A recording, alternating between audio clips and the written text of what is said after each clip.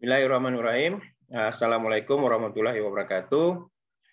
Alhamdulillahirabbil alamin. Wassalatu wassalamu ala asyrofil anbiya'i wal mursalin wa ala alihi washabihi ajmain amma ba'du. Alhamdulillahirabbil alamin. Kembali kita dipertemukan Allah Subhanahu wa taala dalam rangka kajian malam mingguan.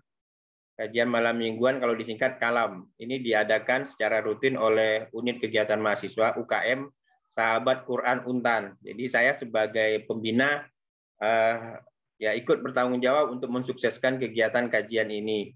Nah, alhamdulillah pada malam ini kita dihadiri oleh Profesor Muhammad Murdiono dari Universitas Negeri Yogyakarta, nggih.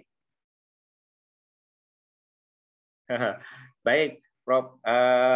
Untuk selanjutnya saya persilakan kepada Ketua UKM Sahabat Quran Muhammad Irawan ya untuk memberikan sambutan. Silakan Muhammad Irawan. Ya, terima kasih Pak. Kedengaran ya Pak? Ya, ya. Bismillahirrahmanirrahim. Assalamualaikum warahmatullahi wabarakatuh. Alhamdulillahirabbil alamin wa bihi nasta'in wa ala umuri waddin wassalatu wassalamu ala asyrafil anbiya'i wal mursalin sayyidina Muhammadin wa ala alihi washabihi ajmain. Amma ba'd. Qala Allah Ta'ala fi kitabihil karim, a'udzu billahi minasyaitonir rajim. Bismillahirrahmanirrahim. Iqra bismi rabbikal ladzi khalaq, khalaqal insana min 'alaq. Iqra wa rabbukal akram, alladzi 'allama bil qalam, 'allamal insana ma lam ya'lam. Al-ayah, sadaqallah.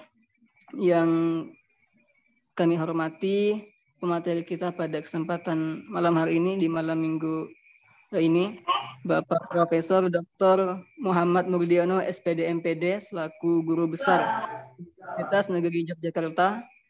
Kemudian yang kami hormati pula pembina dari Sahabat Quran, UKM Sahabat Quran, Bapak Riyadi Budiman, yang telah bersedia untuk membina kami ya, dari Sahabat Quran, Pendikar Pancasila Untan, dan juga UKM-UKM lain yang sifatnya atau karakteristiknya adalah sebuah UKM yang sangat membantu mahasiswa-mahasiswi, khususnya di Universitas Tanjung Pura, untuk mengembangkan karakternya, pendidikannya, juga minat dan bakat yang dimiliki oleh mahasiswa-mahasiswanya. Alhamdulillah pada kesempatan hari ini, marilah pertama-tama kita panjatkan puja serta puji syukur kita atas kehadiran Allah Subhanahu wa taala yang telah melimpahkan segala karunia-Nya kepada kita semua. Sehingga pada kesempatan malam minggu ini kita dapat dipertemukan walaupun dalam virtual ya. Semoga kegiatan kita malam ini dapat diridhoi oleh Allah Subhanahu wa taala serta bermanfaat bagi kita semua. Kedua kalinya sholawat dan salam tetap kita curah dan limpahkan kepada junjungan kita, Nabi besar kita, tauladan terbaik kita, yakni baginda Nabi besar Muhammad sallallahu alaihi wasallam, yang senantiasa kita harapkan syafaatnya nanti di hari kiamat. Mungkin tidak banyak yang ingin saya sampaikan.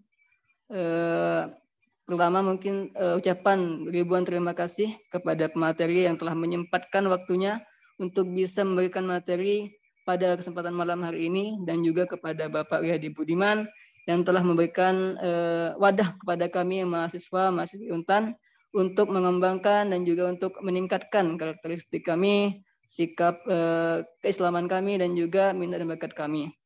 Dan juga ucapan terima kasih saya ucapkan kepada dosen-dosen yang mungkin pada kesempatan malam hari ini hadir di ruang Zoom ini, yang tidak bisa saya sebutkan satu persatu, dan juga yang sangat saya banggakan mahasiswa-mahasiswi yang telah hadir pada kesempatan malam hari ini. Sedikit saya akan menjelaskan tentang UKM Sahabat Quran, di mana UKM Sahabat Quran ini merupakan salah satu UKM ataupun organisasi yang ada di lingkungan Universitas Tanjung Pura. Nah, fokus dari UKM ini adalah Qurani, di mana kami mewadahi mahasiswa-mahasiswi yang mempunyai minat dan bakat di bidang Al-Quran.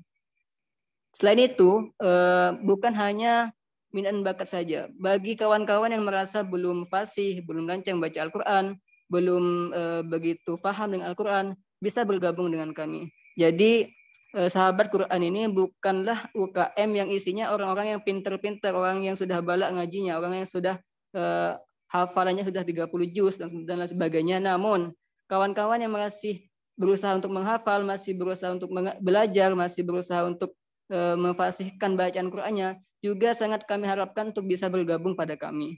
Nah, nantinya beberapa bulan ke depan atau beberapa minggu yang akan datang, kami akan membuka kepengurusan baru. Jadi kawan-kawan jangan sampai merasa ketika misalnya kawan-kawan belum begitu lancar membaca Al-Quran, jangan sampai kawan-kawan merasa tidak pantas berada di UKM ini. Itu adalah salah satu tujuan adanya UKM Al-Quran, UKM Sahabat Al-Quran, supaya kawan-kawan yang merasa belum lancar ngajinya, yang merasa belum fasih bacaan Al-Qurannya, dan juga masih berusaha untuk menghafal, bisa bergabung sama kami. Jadi mari kita sama-sama mencintai Al-Quran, sama-sama menghafal Al-Quran, sama-sama belajar Al-Quran, supaya kedepannya kita bisa menjadi generasi yang Al-Qurani, seperti itu. Mungkin hanya itu yang dapat kami sampaikan. Sekali lagi saya memohon maaf dan juga mengucapkan beribuan terima kasih kepada pemateri dan juga Bapak Pembina. Ihdinas syiratal mustaqim. Wassalamualaikum warahmatullahi wabarakatuh. Waalaikumsalam warahmatullahi wabarakatuh. Baik, selanjutnya tanpa lama-lama lagi kita sudah nggak sabar untuk mendengarkan kajian dari Profesor Murdiono. Silakan Prof, sepenuhnya Zoom saya berikan. Baik, terima kasih Pak Riyadi Budiman ya. Mudah-mudahan suara saya bisa terakses, terdengar dengan baik ya di Zoom teman-teman semuanya. Assalamualaikum warahmatullahi wabarakatuh. Waalaikumsalam warahmatullahi wabarakatuh. Innal hamdalillah nahmaduhu wa nasta'inuhu wa nastaghfiruh wa na'udzu billahi min shururi anfusina wa min sayyiati a'malina may yahdihillahu fala mudhillalah wa may yudlilhu fala hadiyalah. Asyhadu an la ilaha illallah wa asyhadu anna Muhammadar Rasulullah. Allahumma shalli ala Muhammad wa ala ali Muhammad. Qala Allah Ta'ala fil Qur'anil Karim, a'udzu billahi minasyaitonir rajim. Bismillahirrahmanirrahim. La in syakartum la azidannakum wa la in kafartum inna 'adzabi lasyadid. Al-ayah. Wa qala aidan ya ayyuhallazina amanu taqullaha wal tanzur nafsum ma qaddamat lighad wattaqullaha innallaha khabirum bima ta'malun. Amma ba'du. Kepada yang saya hormati Bapak Riyadi Budiman sebagai pembina UKM Sahabat Quran, Bapak Ibu dosen di Universitas Tanjung Pura, dan juga Bapak Ibu dosen yang hadir pada kesempatan malam hari ini. Saya lihat ada Bapak Ibu dosen juga dari luar Untan ya. Senior saya Pak Dr. Subilo ya dari Bandung ini juga hadir, dan juga Bapak Ibu yang lain yang tidak bisa saya sebutkan satu persatu. Yang saya hormati dan saya muliakan. Kepada Mas Muhammad Irawan sebagai Ketua UKM Sahabat Quran yang saya banggakan, para mahasiswa di Universitas Tanjung Pura, mahasiswa Muslim ya, dan juga teman-teman mahasiswa di seluruh tanah air ya yang bergabung melalui Zoom pada malam hari ini. Saya bersyukur alhamdulillah hari ini kita masih diberikan kesehatan, kesempatan untuk meluangkan waktu sejenak di tengah-tengah kesibukan kita untuk bersama-sama bersilaturahim secara virtual karena kondisi juga masih pandemi. Beberapa minggu terakhir memang peningkatan angka positif COVID-19 ya, varian baru Omikron di beberapa daerah terutama di Jawa cukup signifikan, sehingga alhamdulillah kita hari ini masih diberikan kesehatan. Dan kita doakan untuk teman-teman kita, saudara-saudara kita yang positif COVID, ya mudah-mudahan segera sembuh, segera bisa sehat kembali dan beraktivitas seperti sedia kala. Di kampus di Jawa termasuk di tempat saya ya di beberapa fakultas sudah ada yang banyak yang terpapar sehingga kami harus menutup ya untuk beberapa hari ya, seminggu biasanya untuk tidak melakukan aktivitas di kampus kecuali memang mendesak. Selanjutnya sholawat dan salam semoga tetap tercurah limpah kepada junjungan kita Nabi Agung Muhammad Sallallahu Alaihi Wasallam, kepada para keluarga, para sahabat, dan mudah-mudahan limpahan curahan rahmat salam itu sampai juga kepada kita umatnya yang istiqomah sampai akhir zaman nanti. Amin ya Rabbal Alamin. Bapak Ibu peserta kajian malam minggu yang berbahagia dan saya muliakan. Saya diberi kesempatan oleh Pak Riyadi Budiman untuk bersama-sama berbagi pengalaman, berbagi ilmu tentu ilmu yang saya tahu ya. Saya tidak tahu Mas Budiman meminta saya untuk mengisi kajian malam hari ini ya. Karena memang kita sering ketemu di grup WA ya, tetapi saya terus terang aja ketemu langsung dengan Pak Budiman belum pernah ya. Kita kenal melalui WA ya, juga Pak Belo ya, kita sering di di salah satu WA yang anggotanya adalah komunitas PKN ya, komunitas PPKN Indonesia.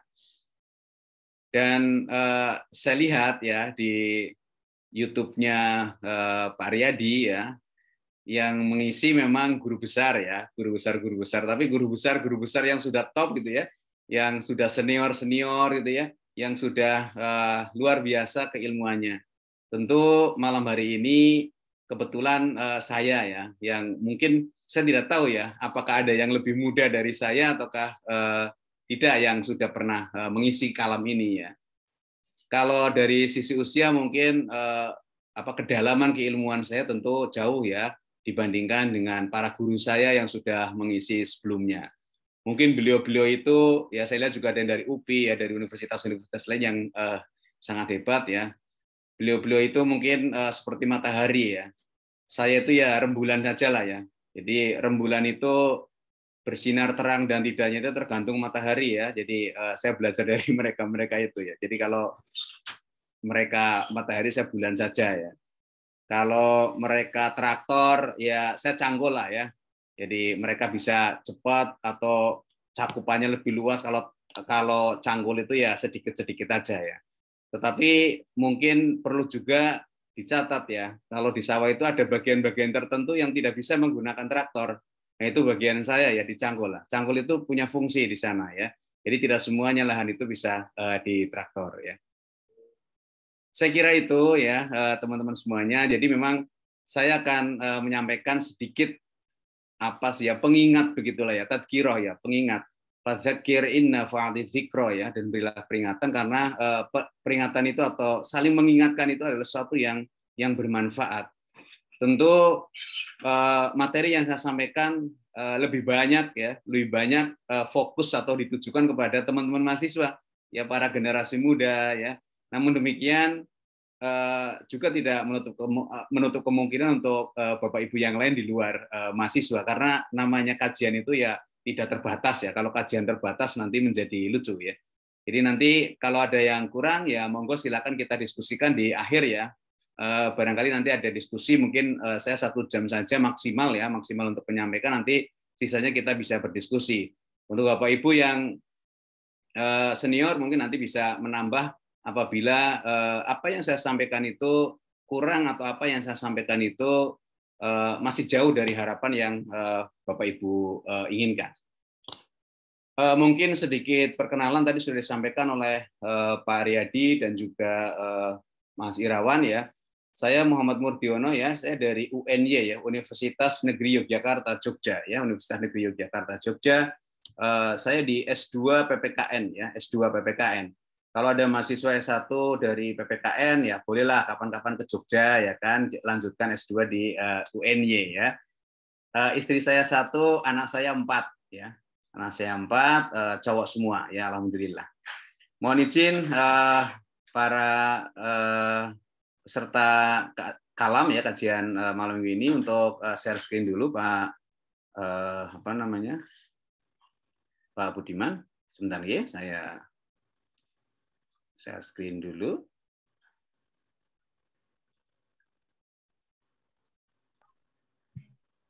Apakah sudah Ya, muncul? kelihatan? Oke, baik. Dibesarkan Terima kasih. sekaligus. Oke. Lebih besar. Wah. Jadi Alhamdulillah. saya akan mencoba melihat atau menyampaikan apa yang saya tahu ya. Kata Rasulullah, balighu anni walau ayah ya. Sampaikan apa-apa yang datang dariku walau cuma satu ayat, walaupun cuma sedikit. Maka sedikit yang saya tahu ini saya akan berbagi pengalaman, saya ingin berbagi ilmu yang saya miliki kepada teman-teman mahasiswa semuanya, para mahasiswa dan juga hadirin yang hadir pada pertemuan atau pada Zoom meeting malam hari ini. Saya mencoba untuk sebagai pengingat ya, karena kalau kita bicara kematian itu biasanya akan cepat menggetarkan hati kita ya untuk kemudian kita tersadar. Nah, ini juga saya kira pas juga ya untuk teman-teman mahasiswa ya, karena bagaimana merancang masa depan ya. Jadi tema malam hari ini saya ingin menyampaikan terkait bagaimana mempersiapkan masa depan pra dan pasca kematian. Ini mungkin teman-teman yang mahasiswa PKN atau Pak Belo ini tumben ya Pak Mur bicara tentang kematian ya. Jadi saya biasanya bicaranya tentang Pancasila dan kewarganegaraan Pak Riyadi ya. Ini malam hari ini saya bicara tentang bagaimana mempersiapkan masa depan pra dan pasca kematian.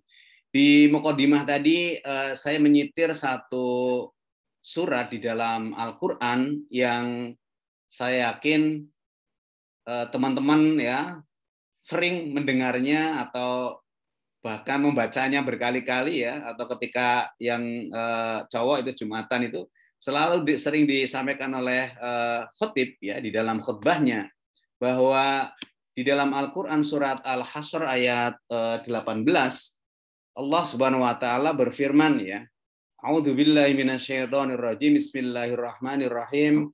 Ya ayyuhalladzina amanu taqullaha wal tanzur nafsum ma qaddamat lighad. Wattaqullah innallaha khabirum bima ta'malun ya.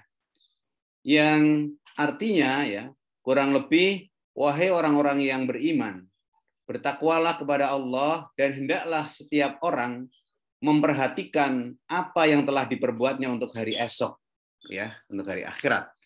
Dan bertakwalah kepada Allah, sungguh Allah Maha teliti terhadap apa yang kamu kerjakan. Sekali lagi, ayat ini sering kita baca ya.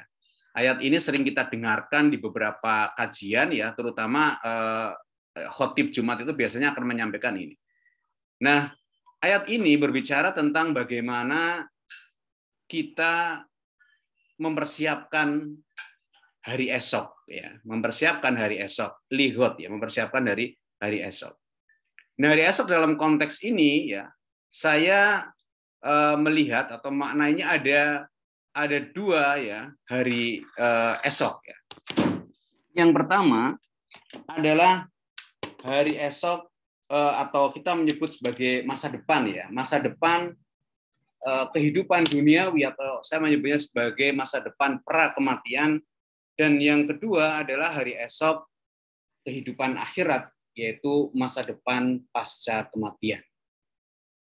Jadi secara lebih luas di dalam ayat ini sebenarnya Allah memerintahkan kepada kita bahwa setiap manusia ya, para mahasiswa terutama, untuk senantiasa memperhatikan apa yang telah kita lakukan itu untuk kepentingan masa depan kita.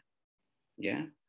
Jadi masa depan yang akan kita lalui ya, masa depan yang akan kita lalui itu ada dua, yaitu masa depan pra kematian dan ada masa depan pasca kematian.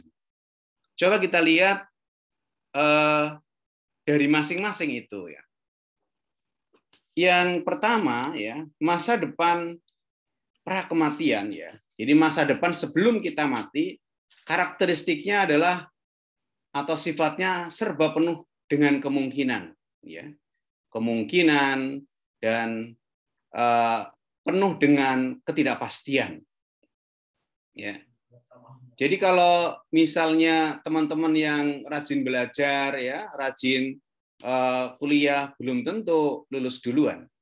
Ya. Yang kuliah belum tentu dapat kerja duluan. apalagi yang nggak kuliah, ya, apalagi yang nggak belajar, ya, tentu tidak akan lulus cepat, ya. Bahkan yang ganteng-ganteng ini, ya, belum tentu nikah duluan. Bisa jadi yang kurang ganteng akan memiliki keberanian dan nikah duluan, begitu, ya.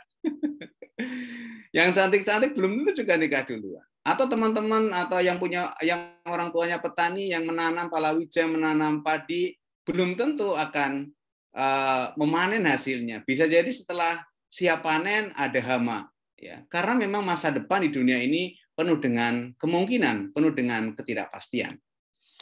Nah, masa depan di dunia ini atau masa depan prakematian ini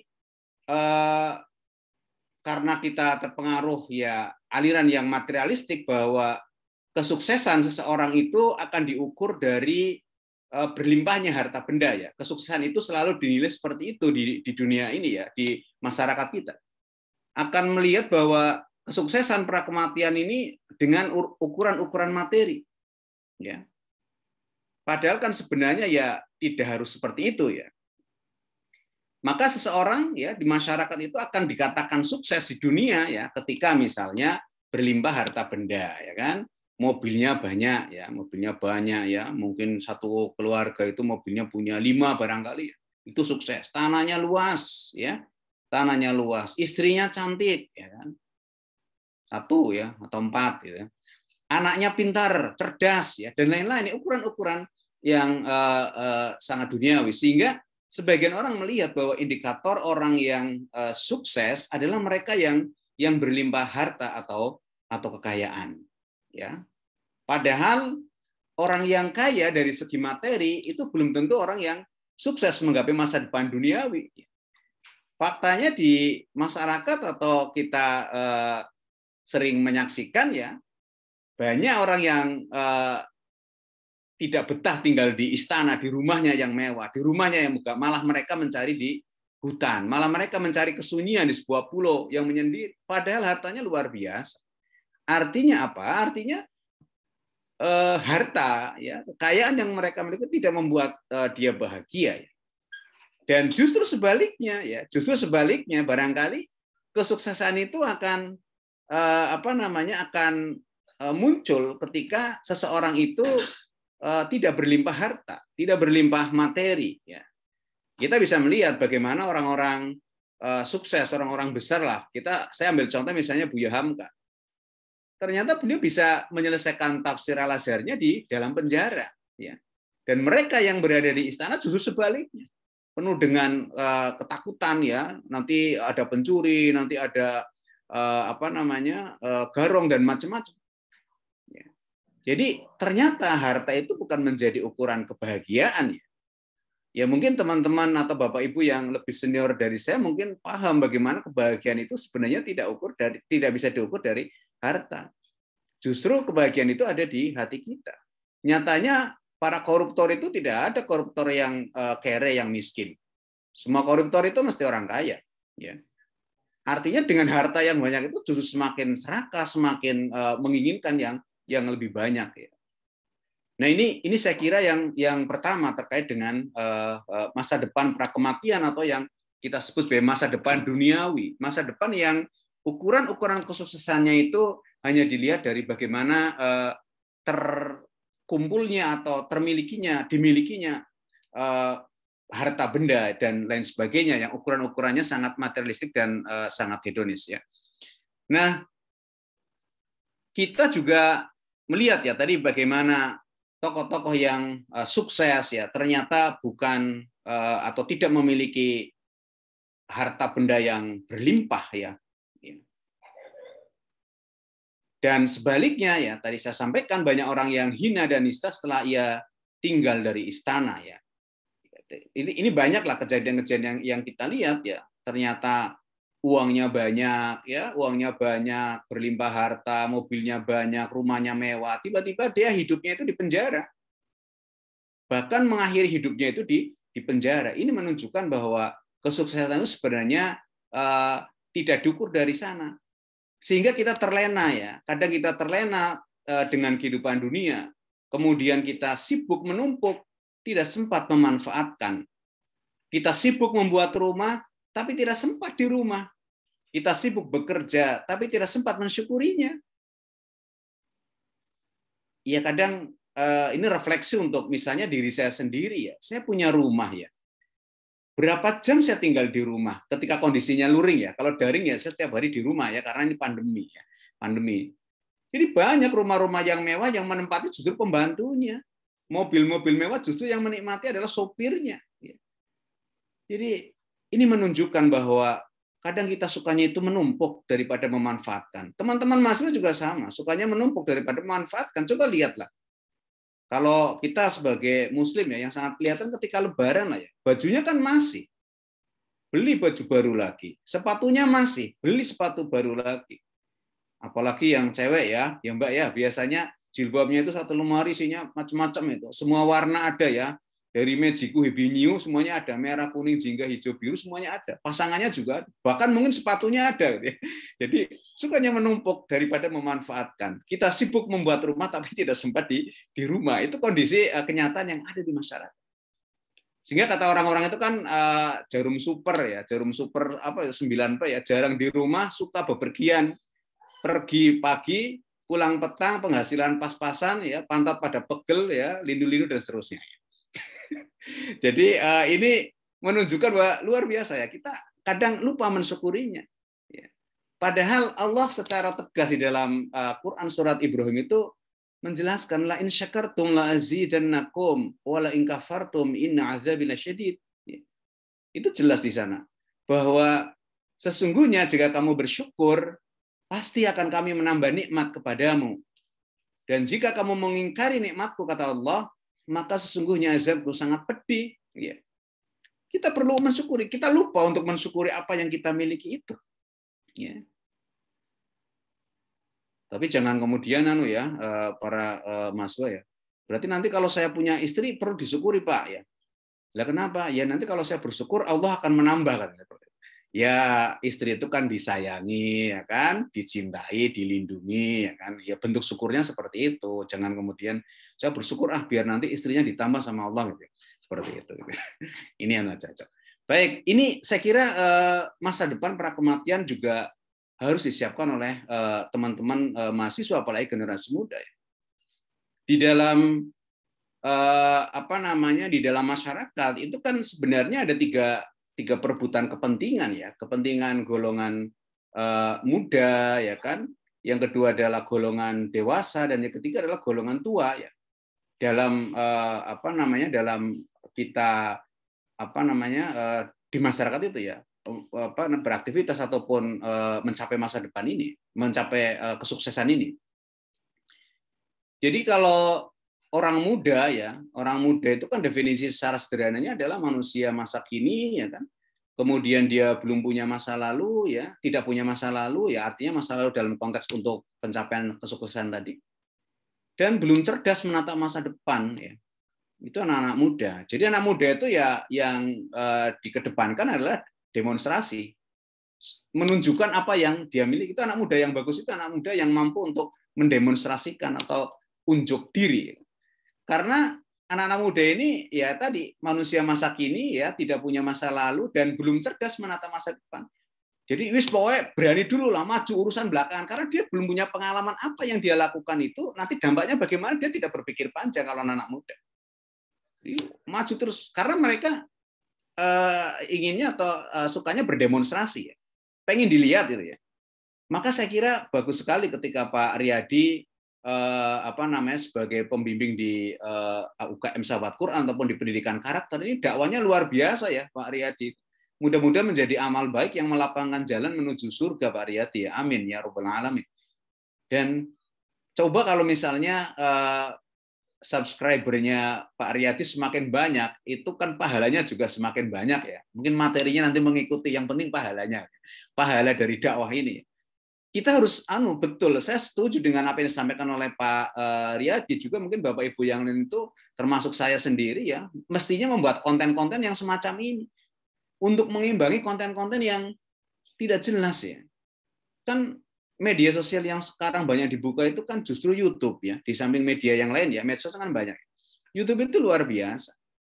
Anak saya 4 ya, yang 3 itu kan setiap hari pasti pasti membuka internet, dan yang dibuka itu mesti YouTube. Ya, sekian jam dari kehidupan dia seharinya itu YouTube. Dan saya kira ini fenomena yang ada juga di tempat lain atau di putra-putri Bapak Ibu yang lain, ya, atau teman-teman mahasiswa juga sama. Karena yang namanya YouTube itu kita mau apa semuanya ada, ya, semuanya ada. Nah, kita imbangilah hal-hal yang kurang baik itu ya di di konten-konten medsos itu, kita imbangi dengan semacam ini. Jadi luar biasa ini Pak Pak Ariyadi Budiman di Untan ini. Mudah-mudahan bisa diikuti juga oleh teman-teman di kampus lain, ya. Baik, jadi ini masa depan pragmatian. Tadi belum selesai ya, yang pemuda tadi. Jadi anak-anak muda itu sukanya menunjukkan diri, demonstrasi. Nah, yang kedua ya adalah orang-orang dewasa. Ya. Orang-orang dewasa itu adalah manusia masa kini, dia lupa masa lalu dan cerdas menatap masa depan. Itu orang-orang dewasa. Ya, orang-orang dewasa itu mungkin kalau dari sisi usia sekitar 40-an lah ya, 40-an sana itu. Jadi nggak ada lah, saya masuk orang dewasa ya. Orang dewasa itu ya sudah punya sandang pangan papan lah ya. Jadi manusia masa kini, dia lupa masa lalu dan cerdas menatap masa depan. Yang dikedepankan oleh orang-orang dewasa ini adalah prestasi. Maka nggak ada orang-orang yang seusia saya itu ketika anak-anaknya itu bermain ya tanpa kenal waktu itu, kemudian membiarkan, nggak ada. Pasti akan bilang ke anak-anaknya, ayo belajar, nanti susah ulangannya, atau nanti prestasinya menjadi menurun di sekolah. Jangan main terus, jangan main game terus. Tapi dia lupa masa lalu dia, bahwa waktu muda dia juga sukanya main game gitu kan. Karena apa? Karena dia menginginkannya adalah anaknya berprestasi. Ya, jadi yang dia kejar adalah prestasi. Jadi manusia masa kini dia lupa masa lalu dan cerdas menatap masa depan. Maka di dalam Al-Quran itu ya puncak pencapaian karir seseorang itu ketika dia arba'ina sana, sekitar 40 tahun ya. Sekitar 40 tahun itu minimal kita ya, kalau ukuran materi ya kita sudah punya tadi sandang, pangan, dan papan. Ya, jadi kalau teman-teman mahasiswa nanti di usia 40 tahun ya, belum punya rumah, belum punya istri ya kan, atau belum sandang pangan papan ya, belum punya rumah ya, belum punya kendaraan ya, minimal sepeda ontel begitu. Berarti masa mudanya dia tidak dirancang dengan baik ya. Ada satu hal yang salah di dalam kehidupannya. Maka di dalam kepemimpinan pun baik skala lokal maupun nasional, sebaiknya kepemimpinan ini diberikan kepada orang-orang dewasa, jangan diberikan kepada orang yang muda tadi ya dalam konteks ini, atau orang-orang tua. Orang-orang tua itu ya manusia masa lalu tersisa masa kini dan sudah tidak cerdas menatap masa depan. Jadi orang tua itu yang dikedepankan ya biografi. Dan orang tua yang bagus itu adalah orang tua yang punya segudang biografi. Segudang biografi. Kalau karakteristik usianya ya nanti silakan bisa dikarakteristikan ya. Kalau 60-an ke atas itu sudah orang tua lah ya. Atau definisi PBB mungkin berbeda lagi ya, orang tua itu yang dimaksud lanjut usia itu usia yang berapa. Jadi mereka punya segudang biografi. Orang tua yang bagus itu adalah orang tua yang punya segudang biografi. Teman-teman mahasiswa kalau berkunjung ke rumah kakek nenek pasti akan dicerita, oh nak ya, cucu ya, dulu waktu kakek muda itu jalan itu dari sini ya ke kampus itu jalan kaki, sekarang enak ya, diceritakan masa lalu. Itu orang tua yang bagus. Ya, orang tua yang bagus. Jadi punya biografi yang kemudian bisa ditularkan kepada anak cucunya. Nah, kalau ada generasi muda ya kan, kalau ada mahasiswa anak-anak muda begitu ya, senangnya kumpul-kumpul di bawah pohon cerita ya dengan teman-temannya ngalor ngidul, ya berarti dia secara fisik dia muda, sejatinya dia sudah tua, ya karena suka cerita itu ya, suka ngobrol. Ya. Anak muda itu harus berprestasi, ya harus menunjukkan bahwa dia punya kemampuan, ya punya kemampuan. Yang suka cerita itu biarkan aja orang-orang tua yang memang dia harusnya punya cerita banyak untuk anak cucunya. Ya. Saya kira itu, nah perebutan tiga kepentingan inilah di dalam kehidupan yang nanti akan punya karakteristik yang berbeda-beda. Nah, kemudian pertanyaan refleksi untuk kita itu untuk termasuk buat saya ya, terkait dengan masa depan pra kematian tadi, masa depan sebelum kematian tadi. Sudahkah kita bekerja keras Mari kita bertanya pada diri kita masing-masing, pada diri kita sendiri, ya. Sudahkah kita bekerja keras dan berusaha untuk membuat rumah yang sebenarnya akan kita tempati selama-lamanya? Ya, kalau tadi kan urusan dunia kita bekerja tadi ya berangkat pagi ya pulang petang ya sampai pada pegel-pegel penghasilannya pas-pasan, pulang rumah sudah petang. Jadi itu untuk membuat rumah dunia. Nah, kita berpikir sudahkah kita membuat rumah yang sebenarnya akan kita gunakan selama-lamanya? Sudahkah kita membeli kapling di sana ya di kampung akhirat ya? Sudah belum kita membuat? Nah, ini pertanyaan untuk refleksi untuk kita bersama. Ya. Bukankah rumah dan segala kemewahan yang kita miliki di dunia ini akan ditinggalkan? Dunia ini memang sangat cepat ya. Waktu itu berjalan sangat cepat di dunia ini. Saya merasakan ya waktu usia itu berjalan begitu cepat itu di usia 30 ke atas 40. Wah, ini saya sudah 40, usia saya sekarang 43 ya. 43 berdasarkan akte ya, saya dituakan 1 tahun ya. Jadi kemarin guru besar saya itu saya 41 tahun ya, 41 tahun. Tapi kalau berdasarkan akte kelahirannya yang 42, karena ya ngikutin akte kelahiran oke lah 42 ya. Nah, waktu begitu cepat ya, begitu cepat sekali. Karena aktivitas kita semakin padat sehingga kemudian kita lupa dengan yang dengan persoalan waktu ini. Nah, kemudian yang kedua ya. Jadi yang pertama kita bicara masa depan pra kematian dan yang kedua adalah masa depan pasca kematian. Masa depan pasca kematian ini batas antara masa depan pra kematian dengan masa depan pasca kematian itu adalah kematian itu sendiri. Ya.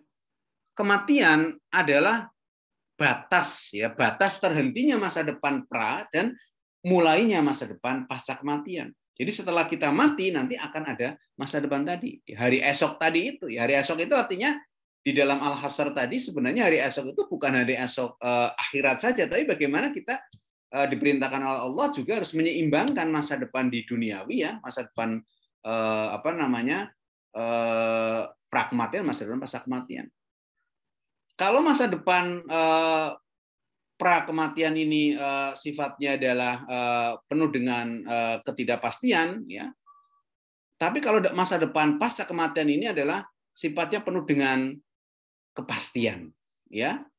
Ketentuannya jelas. Siapa berbuat baik balasannya surga. Siapa berbuat kejahatan balasannya itu pasti. Kalau di dunia tadi nggak pasti, penuh dengan kemungkinan ya. Nah, rumah yang akan kita tempati, rumah kita yang sebenarnya itu bukan rumah yang di dunia tadi, yang kita sibuk membuatnya, tapi kita kemudian lupa menempatinya hanya beberapa jam saja. Ya.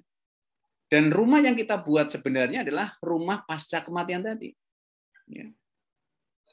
Nah, rumah pasca kematian ini sudah bisa kita buat ketika kita masih di dunia. Ya.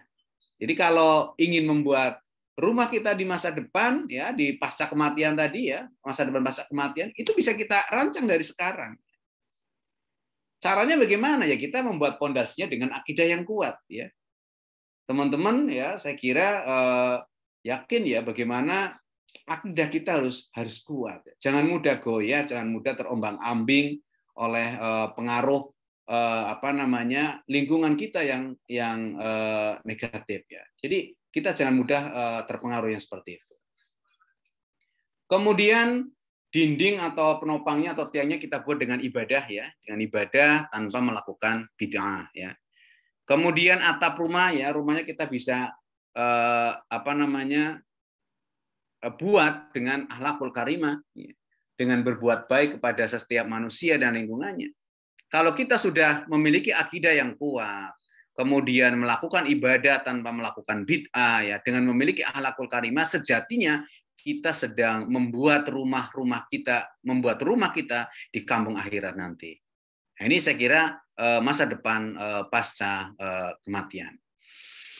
Hadirin dan para mahasiswa, para dosen, para peserta webinar yang Zoom yang saya hormati ya kan. Kemudian dalam membangun rumah atau kapling pasca kematian ini kita tidak boleh meninggalkan kehidupan duniawi seperti yang tadi saya sampaikan. Jadi jangan kemudian kita fokus mengerjakan rumah-rumah kita di akhirat nanti, tapi kita melupakan rumah kita yang di dunia. Itu juga tidak disarankan, tidak diperbolehkan oleh ajaran Islam. Ya. Di dalam Al-Quran surat Al-Qasas ya ayat 77 di sana Allah berfirman, wabtaghi fima atakallahu daril akhirah wa la tansa nasibaka minad dunya. Ya. Wasin kama ahsanallah ilaika wa la tabghil fasada fil ard innallaha la yuhibbul mufsidin, ya.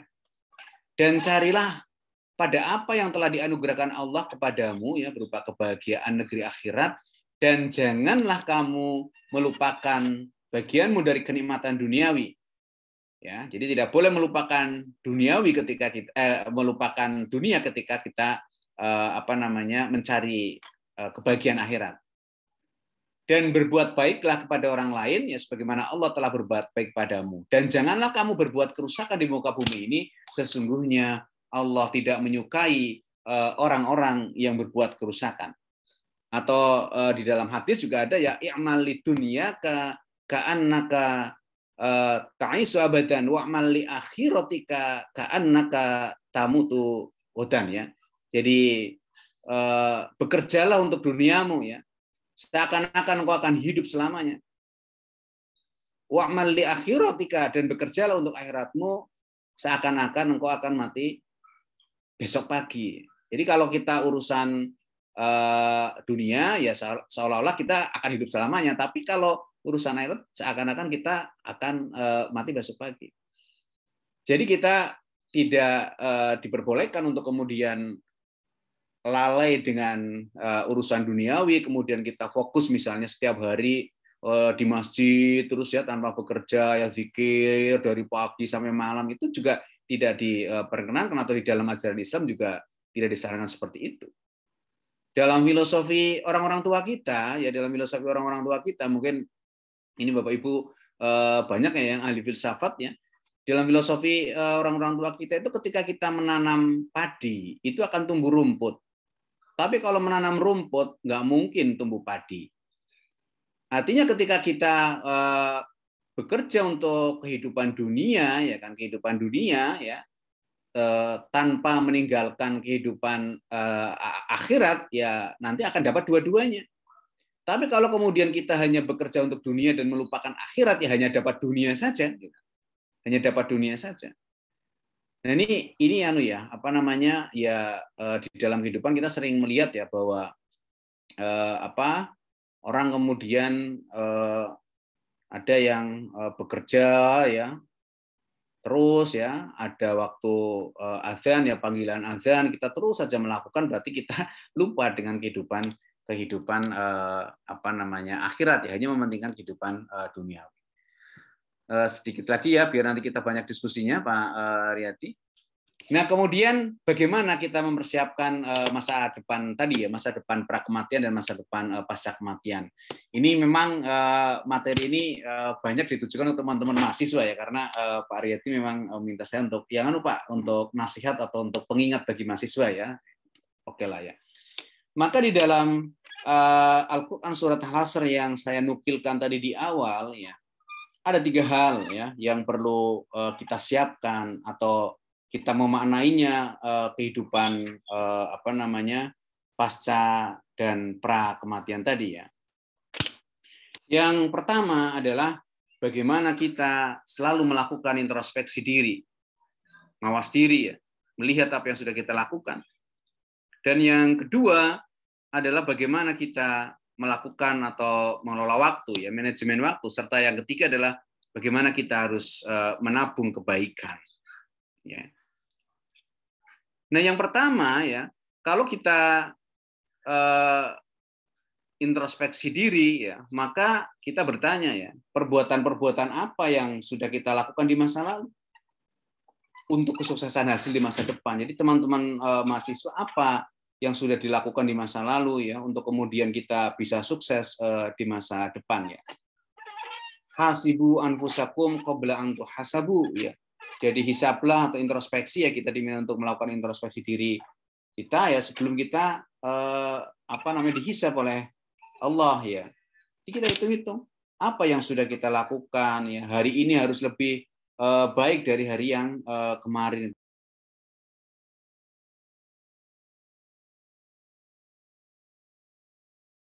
Kemudian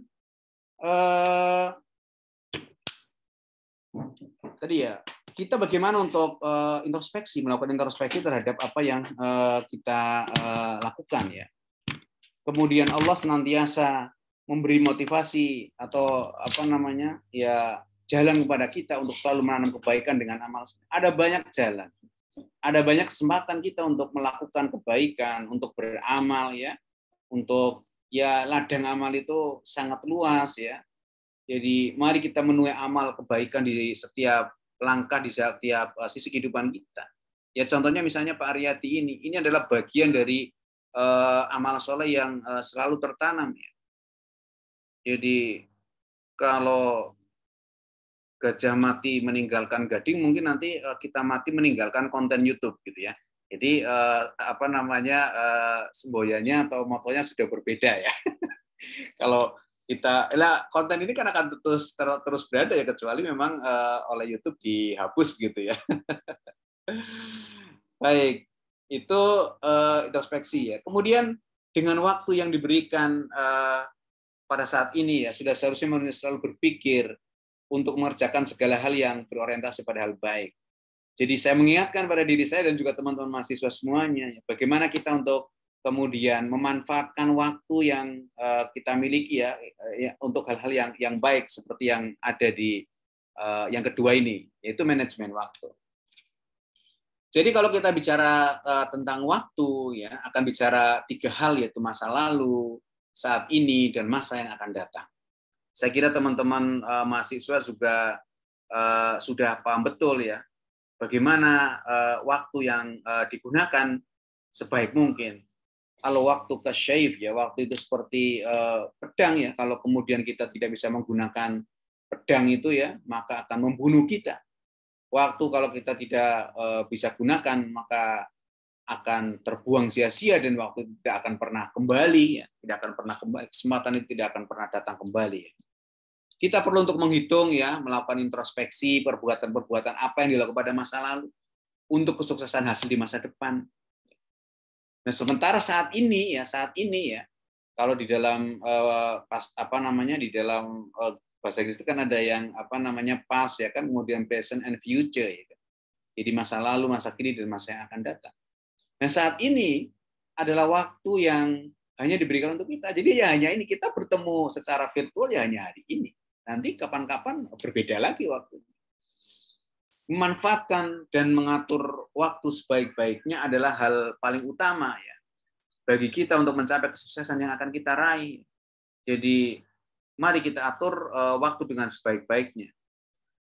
Contoh sederhananya seorang pilot ya, itu bisa menerbangkan pesawat terbang yang terbaru.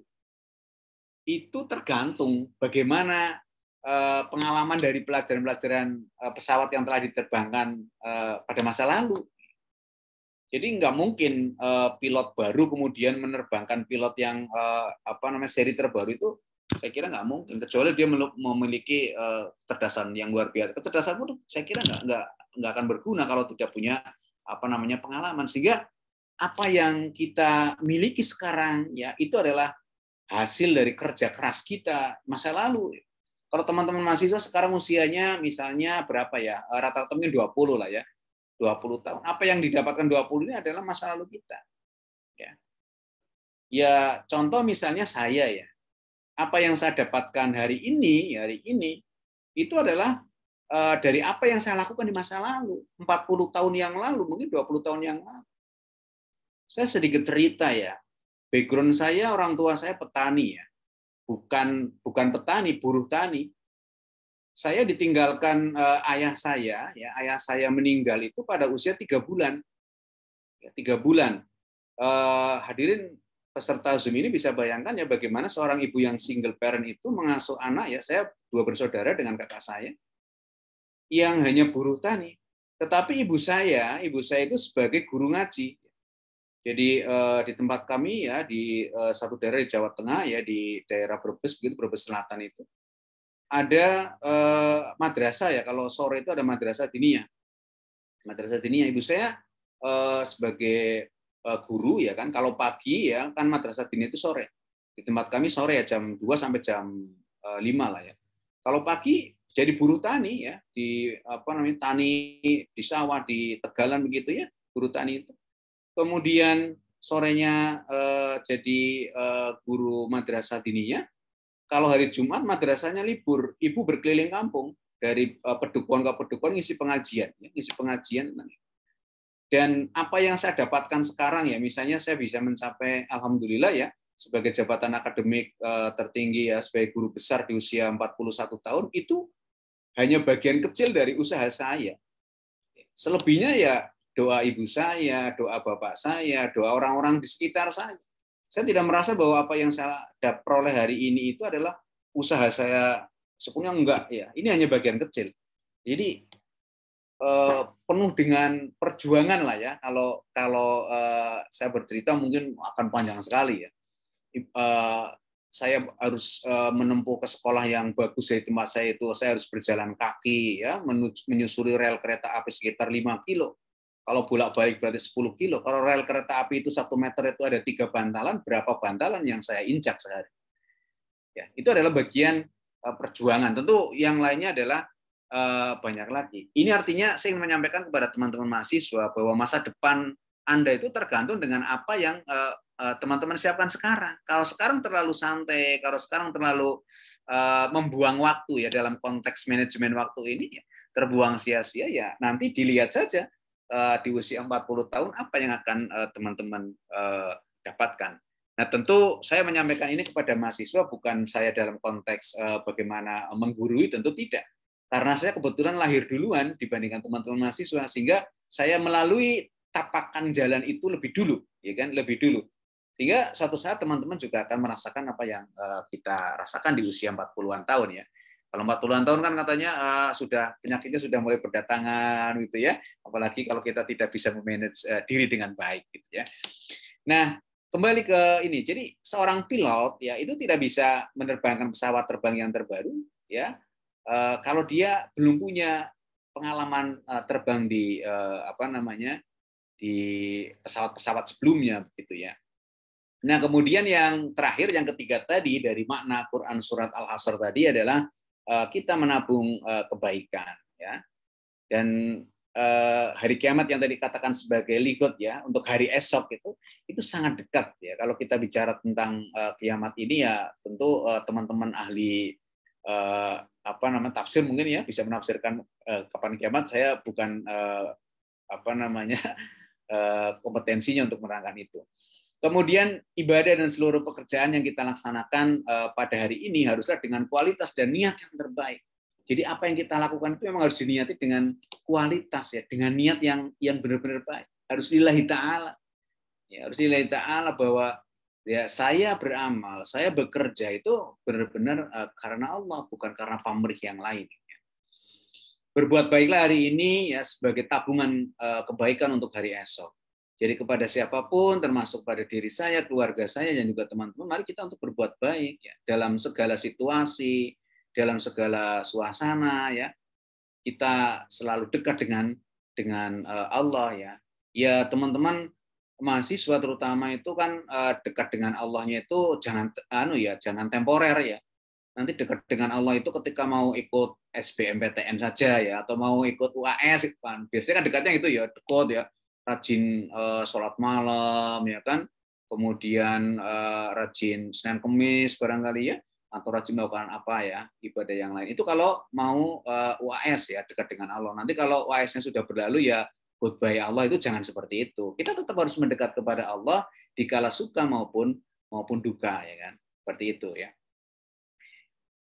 Nah, kemudian bagian akhir dari tausiah pengingat begitulah ya, pengingat bukan ceramah agama ini, pengingat saja sebagai pengingat nasihat untuk para mahasiswa khususnya ya, bahwa nanti kesuksesan kita itu akan dilihat ya, bagaimana kita meraih sukses masa depan itu ketika kita memiliki prestasi dan prasasti, ya kan?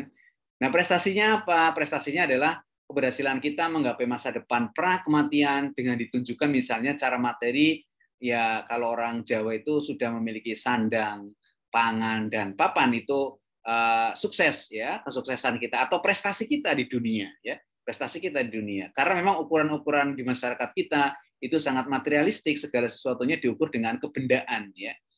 Jadi sudah punya rumah ya sebagai hasil kerja keras kita ya kan.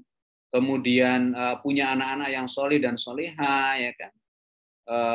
Punya anak berapa ya, 1 ya alhamdulillah ya, 2 juga alhamdulillah, 4 ya alhamdulillah.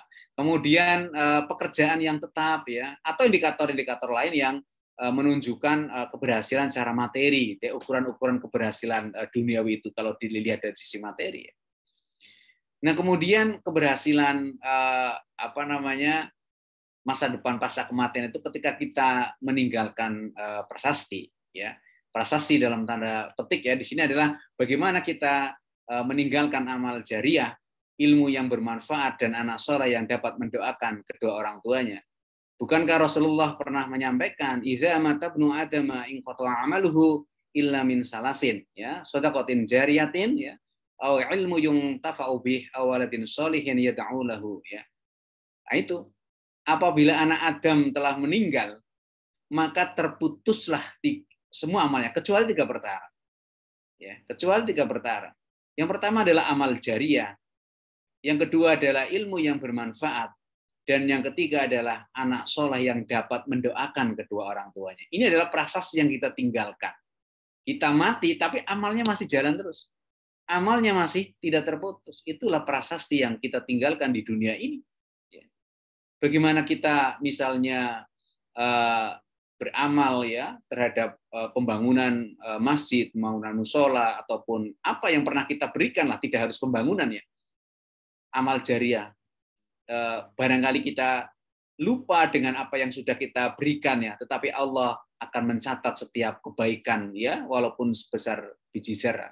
Itu akan tercatat di dalam dicatat oleh malaikat, dan itu adalah amal jariah yang akan tetap terus. Apalagi kalau misalnya kita tadi ya membangun musola, membangun masjid atau tempat ibadah, tempat pendidikan, kemudian digunakan fasilitas itu, pahala kita akan tetap terus mengalir. Ilmu yang bermanfaat ya, ilmu yang bermanfaat, kita tinggalkan prasasti masing-masing ya. Kalau kita atau saya sebagai dosen akan meninggalkan ilmu yang saya kira setiap hari saya sampaikan kepada para mahasiswa saya, mengajarkan kebaikan. Mungkin Pak Riyadi akan meninggalkan channel YouTube ini ya. Pak Riyadi sudah wafat duluan, tetapi channel YouTube-nya masih banyak dilihat banyak orang dan menginspirasi. Ya, itu akan kemudian menjadi amal yang tidak akan terputus. Dan yang berikutnya adalah anak soleh, ya. Anak soleh yang dapat mendoakan kedua orang tuanya. Ya mohon maaf misalnya tidak punya anak, bagaimana ya?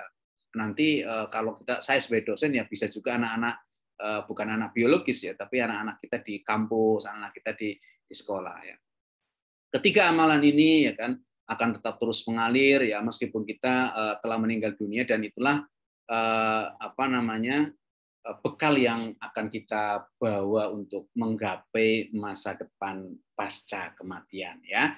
Mudah-mudahan ya kita semua ya, para mahasiswa khususnya ya, berhasil merancang masa depan ini dengan penuh keyakinan ya, dengan penuh optimisme ya kan, bahwa kita tidak terlena dengan masa depan pasca kematian untuk semata-mata meraih masa depan pra kematian. Kedua-duanya harus imbang ya, kedua-duanya harus imbang. Tetapi kalau kita memperhatikan atau bekerja untuk kehidupan akhirat tanpa meninggalkan kehidupan dunia, maka kita akan dapat dua-duanya. Tapi kalau kita hanya berfokus pada masa depan pra kematian duniawi saja dengan meninggalkan masa depan pasca kematian, tentu kita hanya akan mendapat duniawi saja. Seperti tadi filosofi, kalau menanam padi akan tumbuh rumput, ya, sementara kalau menanam rumput itu tidak akan tumbuh padi. Saya kira itu sebagai pengingat untuk diri saya khususnya ya, dan juga untuk para mahasiswa semuanya ya. Mudah-mudahan yang sedikit ini bisa memberikan tambahan ilmu untuk kita semua. Berikutnya saya kembalikan ke Pak Riyadi, barangkali ada sesi untuk berbagi pengalaman ataupun tanya jawab. Saya kembalikan ke Pak Riyadi. Monggo Pak Riyadi Budiman. Terima kasih Prof. Nasihat mengingatkan saya. Benar-benar saya menikmati nasihat-nasihat disampaikan oleh Prof. Mudah-mudahan Ibu Bapak yang hadir di sini dan adik-adik mahasiswa juga merasakan hal yang sama.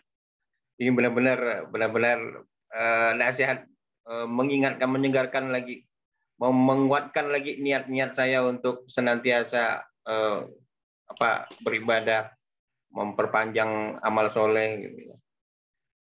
Karena basic saya teknik, jadi saya mikir, wah ini kalau kita umur kita pendek, kita harus cari investasi yang panjang nih.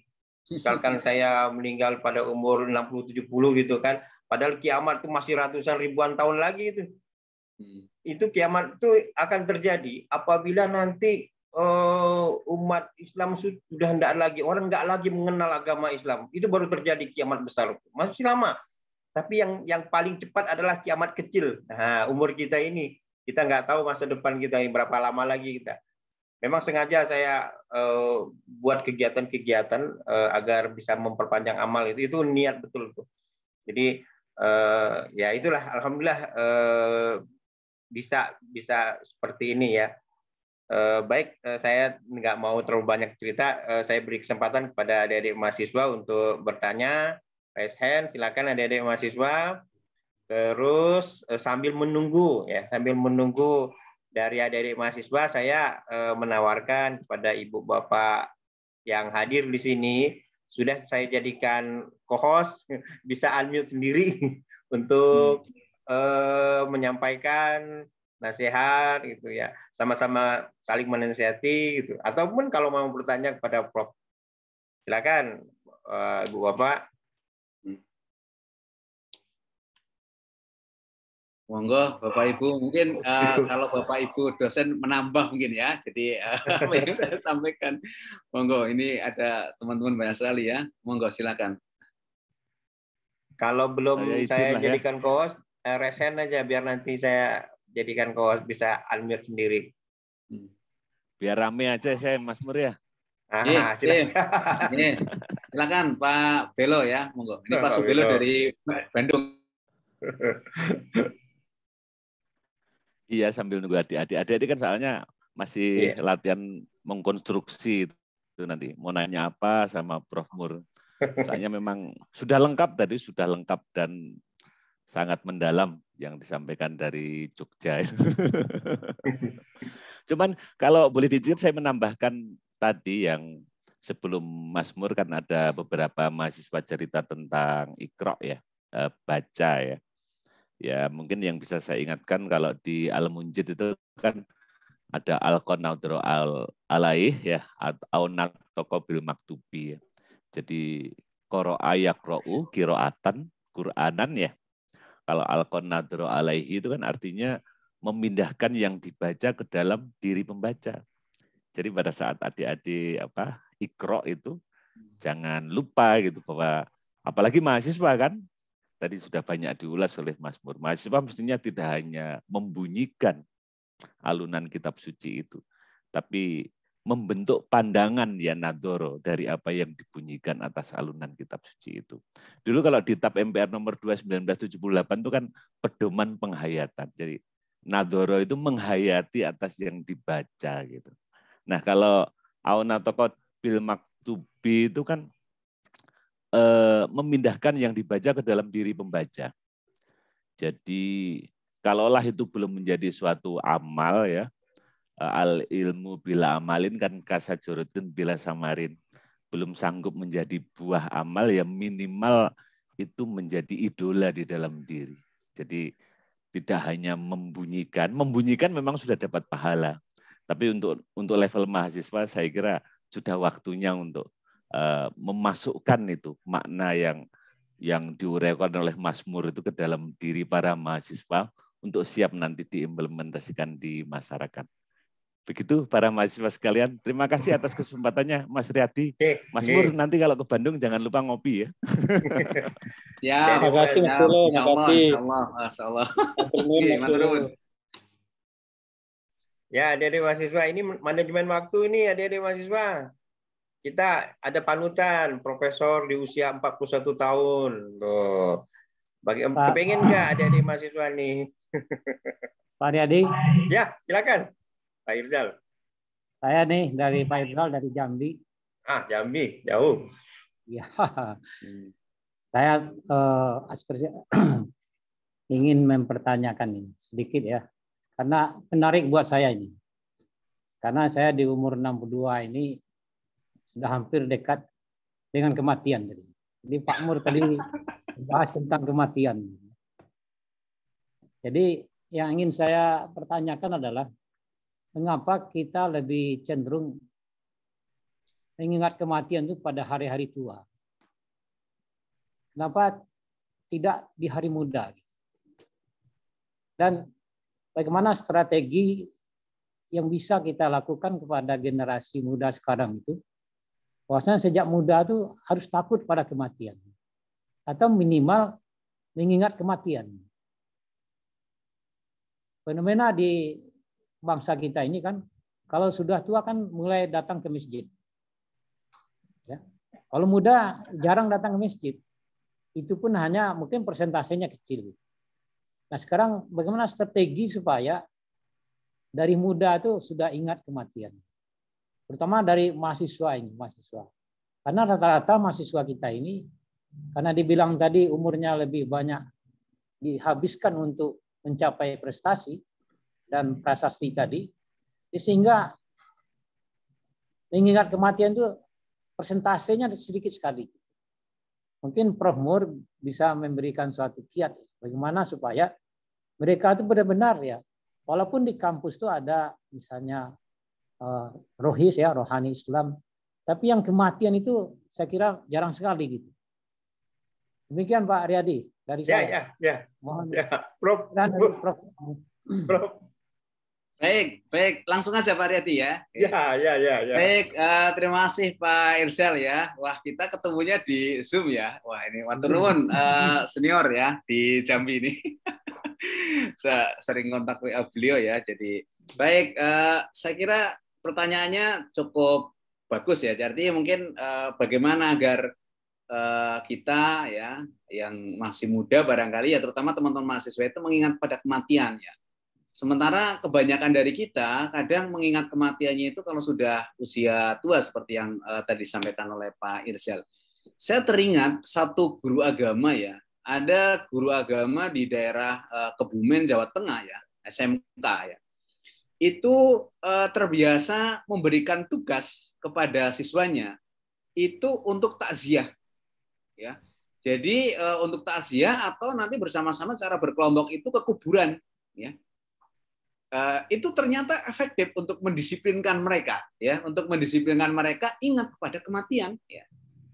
Ya, ingat kepada kematian. Ya tentu ini satu cara ya Pak Irzal ya. Mungkin ada banyak cara lah ya, ada banyak cara yang bisa dilakukan. Jadi memang kalau menurut saya ya, agar anak-anak muda ya, generasi muda itu ingat kepada kematian ya, sebelum kemudian nanti dia tersadar di usia tua bahwa waduh saya sebentar lagi mau mati. Meskipun mati itu kan sebenarnya tidak harus tua ya. Kalau kita melihat filosofi di tempat saya yang kampung itu kelapa ya. Kelapa itu ada yang jatuhnya tua, yang masih beluluk itu masih muda gitu ya. Kelapa muda itu juga bisa jatuh ya. Jadi kita diberikan tanda-tanda ataupun diberikan fenomena yang ada di sekitar kita itu memang untuk diamati, dan itu menjadi salah satu pengingat. Jadi mungkin kita anak-anak muda kita ya satu strategi itu tadi diterapkan dan ternyata efektif ya. Jadi biar anak-anak itu tidak nakal dalam tanda petik ya, tidak melakukan tindakan-tindakan yang kurang diinginkan atau yang melenceng dari karakter mulia. Ternyata si guru tadi memberikan tugas ya untuk ke kuburan ya, melihat aja kuburan itu bagaimana, kemudian suruh takziah ya. takziah.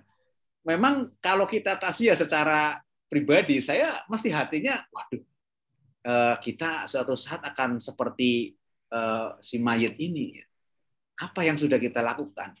Kita baru teringat, kita baru tersadarkan ya terhadap kematian itu ketika kita melihat orang itu meninggal ya, melihat orang itu wafat dan kita takziah ke sana. Dan dengan cara seperti itu memang kemudian kita ingat seperti itu ya.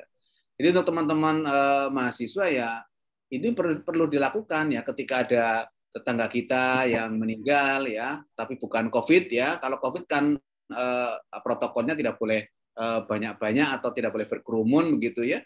Kita takziah ke sana. Dan tentu ada cara lain lah ya bagaimana kemudian kematian itu sebenarnya sangat dekat dengan kita, cuman kadang kita tidak menyadarinya atau lupa dengan bahwa kematian itu akan segera menjemput kita. Saya kira itu ya tentang bagaimana kita strategi untuk mengingat pada kematian. Meskipun mungkin Pak Irzal sendiri mungkin punya cara lah ya, punya cara yang lebih mujarab atau yang lebih tepat kalau untuk mengingatkan kematian ya, mengingatkan kematian.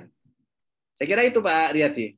Ya, kalau kami kalau tidak karena COVID ya, di program Pendikar Muslim Untan itu ada kompetensi fardu kifayah namanya. Nah, dalam fardu kifayah itu sampai dengan masing-masing itu mendapat giliran untuk dikafankan. Ya, dibelit pakai kain kafan benar. Masukkan ke kuburan juga. Enggak sampai ke kuburan. Enggak sampai di kuburan. Jadi di masjid gitu kan, di musola, di masjid, di tempat yang bersih. Masing-masing kelompok itu bawa kain kafan, bagaimana mempraktekkannya, mengafani gitu kan, mensolatkan gitu. Nah, dan yang menjadi objek dikafankan atau disolatkan itu ya bergiliran sesama mereka. Nanti mentornya ya menasihatkan bahwa ya itulah akhir hidup kita nanti seperti itu. Gitu. Itu kalau di program Pendikar Muslim itu rutin setiap tahun. Ada ini karena 2 tahun ini COVID, jadi adik-adik mahasiswa hanya belajar secara teori aja. Kalau bisa dilihat arsip Facebook 2018, 2017 tuh ada itu pakai kain kafan. Habis itu mereka foto-fotoan selfie. Nah itu kalau untuk di program Dikarya. Tapi saya pengalaman pribadi. Saya waktu kuliah kan di Jogja tidur dari masjid ke masjid. Jadi pengalaman apalagi dengar silpahan gitu ya. Wah, ini makan malam sekaligus untuk sahur. Bawa BC gitu kan. Di Jogja waktu itu. Nah, itu pengalaman. Jadi pertama kali juga saya ingat teman kuliah baru masih sebagai mahasiswa baru sama-sama dari Kalimantan gitu. Keserempet Kopaja. Kalau di Jakarta Jogja apa ya namanya ya? Kopata. Nah, iya Kopata. Ya seperti itu. Ya yang jelas kadang-kadang itu tersentuh itu ya dilalahnya gitu ya. Dapat hidayah itu pas ada kejadian-kejadian. Nah itu sifatnya personal yang seperti ini. Sering kita hadapi ya. Kalau ada mahasiswa sering ketemu itu ya itulah nasihat yang paling bagus itu tuh. Jangan sampai diri kita yang menjadi contoh orang lain. Nah artinya kan kita sudah game over gitu. Nah, seperti itu adik-adik mahasiswa. Silakan siapa lagi Ibu Bapak? Riyadi. Ya. Saya itu kalau di mata kuliah Pancasila sama PKN itu suka ngingetin mahasiswa coba kalau takziah yang meninggal tuh orang baik itu diceritakan tuh ke teman-temannya gitu. Soalnya saya pribadi pernah itu 2 kali Pak Riyadi menyolatkan jenazah malam hari itu tersenyum yang kita sholatkan itu. Ya. Cuman etikanya kalau yang meninggal agak serem-serem kan kita nggak boleh nyeritain ya. Nggak boleh. Ya. Jadi saya kalau kasih PR ke mahasiswa itu kalau terutama yang orang baik itu perhatikan itu. Mulai dari rumah dukanya ya sampai nanti disolatkan sampai dimasukkan ke liang lahat. Itu kadang-kadang ada peristiwa-peristiwa yang membuat kita ingin menyontoh. Aku nanti pengennya kayak gitu . Makasih. Ya. Emang adik-adik mahasiswa itu harus sering-sering kontemplasi, apa sih istilahnya merenung gitu ya. Merenung. hidup kita ini sebenarnya apa sih tujuan akhirnya gitu. Itu tuh biasanya yang sering kayak gini nih. Kalau senantiasa sering ngumpul tapi lupa dengan akhirat, nah itu yang termasuk memilih teman ya Prof ya. Jangan sampai memilih teman yang salah. Iya. Jangan sampai menjerumuskan itu, memilih teman itu ya. Jadi saya kira berdasarkan ya kalau dalam teori belajar itu kan juga sama ya, kita harus berpraktek langsung ya. Kalau memang praktek langsung itu akan lebih mengena ya daripada sekedar teori di kelas ya kan. Kita mengajarkan Pancasila, kita mengajarkan kewarganegaraan, tapi kemudian si peserta didik mahasiswa ini tidak melakukannya, itu agak susah kemudian untuk memahami dan kemudian menghayati kan. Empati, simpati itu kan muncul ketika kita sudah merasakan atau pernah melakukan itu ya kan. Jadi itu perlu dilatih agar kita juga memiliki misalnya tadi ya empati ataupun apa itu yang terkait dengan hati kita ya. Saya pernah kalau dulu kan ada program Pak ya, apa namanya bidik misi ya. Bidik misi itu beasiswa untuk mahasiswa miskin ya. Itu kan perlu ada survei ya. Survei yang dilakukan oleh perguruan tinggi ya, termasuk dosen. Nah, kemudian saya ditugasi itu, saya ketika melakukan survei itu, saya mengajak anak-anak saya, ya. Anak-anak saya biar dia punya empati, itu loh. Dia miskin seperti itu, ya rumahnya seperti itu, tapi punya semangat untuk belajar. Sehingga dengan kita mengajak ini, jadi tahu ya kan, dari tahu oh seperti ini adalah sarana pembelajaran untuk anak-anak ya, seperti yang tadi saya. Jadi intinya dengan kita belajar langsung ya learning by doing ya. Tapi kalau kematian ya tidak harus mati dulu tidak ya kan. Tapi kita harus takziah begitu ya. Takziah atau tadi pengalaman Pak Aryadi misalnya sampai mengkafani ya kan dan seterusnya itu saya kira. Tapi jangan masuk liang Pak Irsal ya. Cukup mengkafani aja. Saya kira itu Pak Aryadi itu. Ya.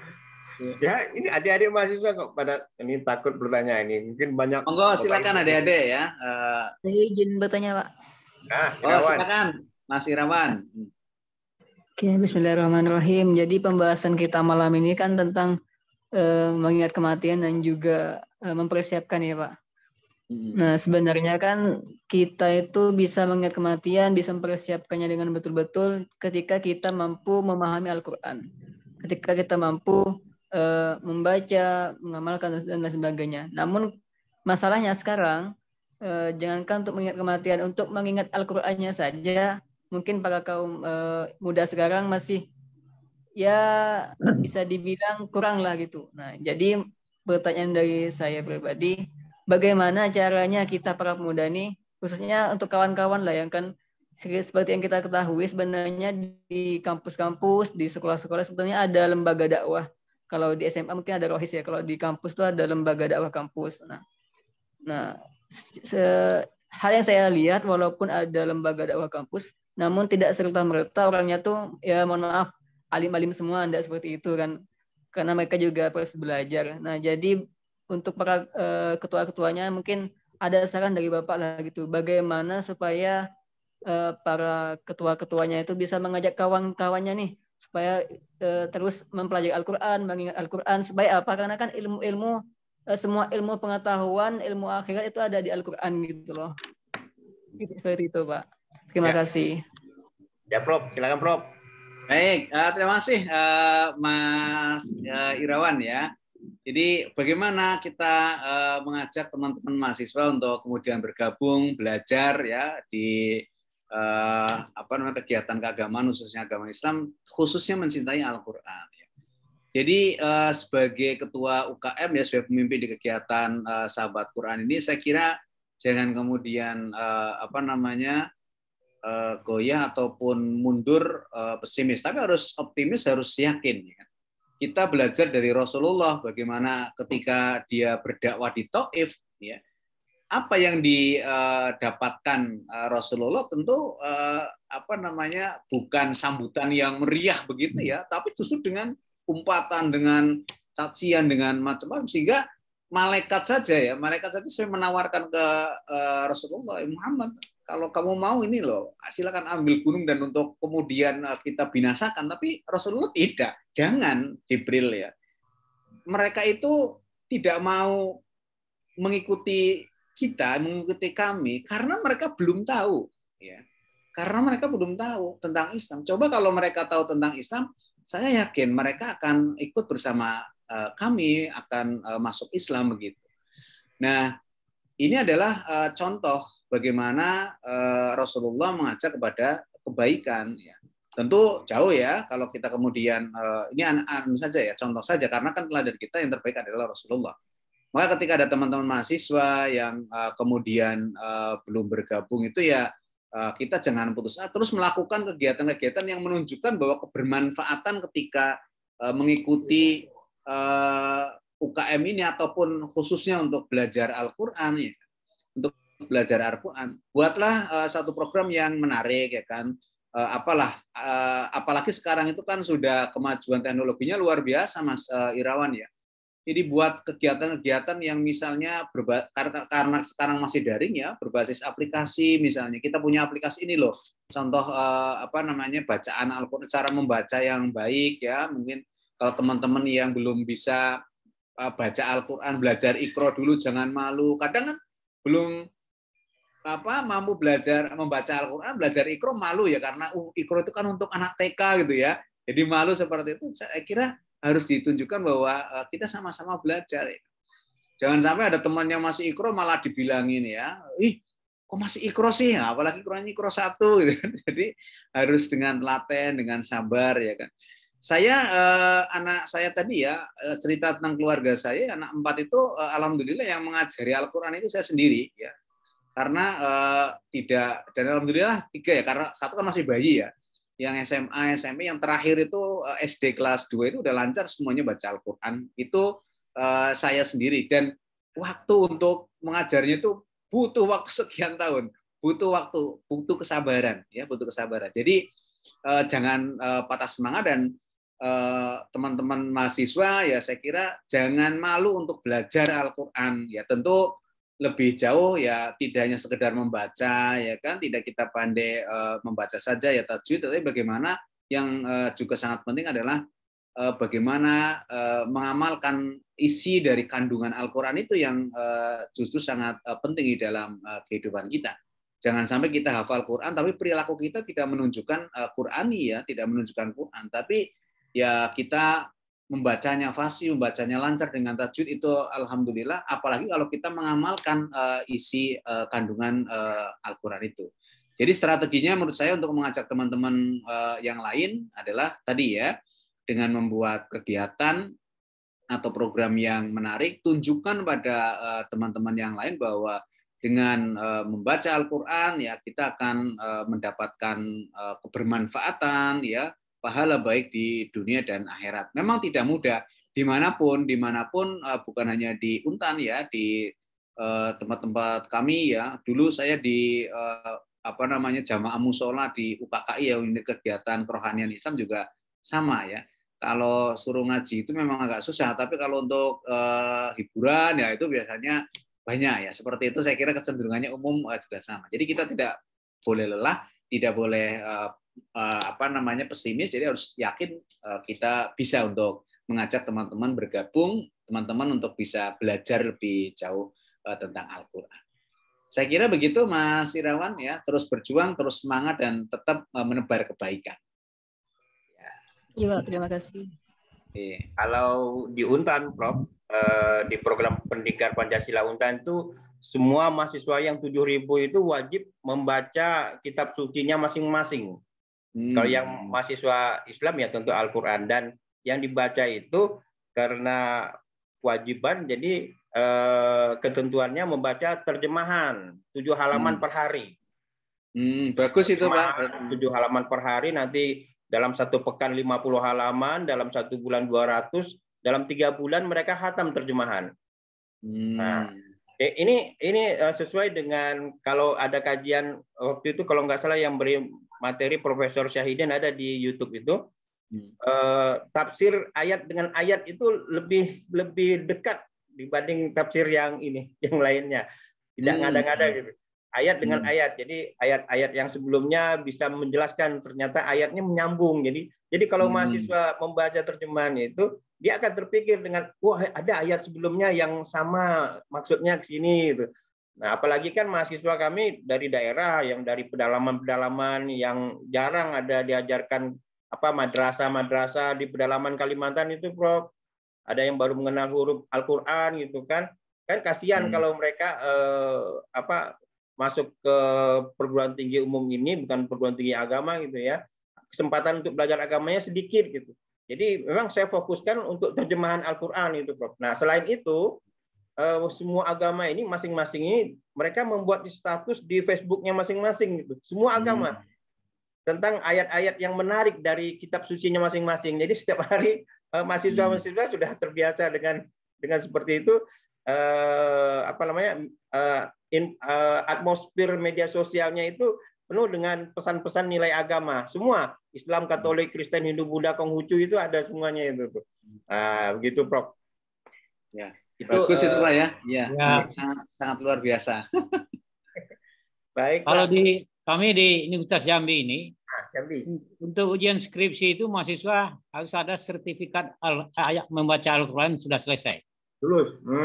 Pak Supian. Kalau belum bisa ada sertifikat membaca Al-Quran, belum bisa ujian skripsi. Iya, saya itu yang dibuat oleh Universitas. Iya, kalau untuk mahasiswa yang non Muslim mereka harus sesuai dengan keyakinan mereka, mungkin pendetanya menyuruh menghafal Matius sekian gitu ya. Oh, begitu. ya, jadi ada sertifikat seperti itu. Saya ingat di UII itu ya, Prof ya. UII. Ya, di UI juga ada yang seperti itu. Saya tamat kan seperti itu, diminta. Itu Pak, itu semua prodi Pak Irsal, semua. Jadi semua prodi gitu ya. Semua prodi wajib. Jadi universitas membuat peraturan akademik. Bagus. Salah satu syarat untuk ujian skripsi itu adalah harus punya sertifikat Al-Quran. Bagi yang Islam, bagi yang non-Muslim juga ada sertifikatnya. Dari apakah dari pastornya, dari pendeta. Sertifikatnya yang membuat siapa, Pak? Itu ada di universitas, ada dosen-dosen agama sebagai Pak Supian Ramli itu, Pak Supian. Ya. Pak Supian Ramli, betul. Kawan saya itu. Iya. Jadi dosen agama juga. Yang ngetes nanti ini bisa sudah bagus Al-Qurannya atau belum? Itu salah satu caranya. Alhamdulillah. Ya, betul, alhamdulillah. Masya Allah ya. Oh iya, saya ingat. Jadi PP terbaru peraturan pemerintah nomor 4 tahun 2022 itu 3 fokus standar kelulusan dikti perguruan tinggi. Itu pertama iman takwa gitu. Nah, itu harus diperkuat. Makanya ada persatuan dosen-dosen PPKN, dosen agama, dosen ini kewarganegaraan untuk memperkuat iman takwa itu. Jangan sampai hilang. Jangan hanya sampai sekedar lip service gitu. Nggak didukung oleh pemerintah, oleh kementerian itu. Baik, Prof, ini udah 4:27, masih ada 3 menit. Saya minta Prof untuk closing statement, pesan terakhir di Zoom. Kemudian nanti saya rekam, pindahkan ke YouTube. Silakan, Prof.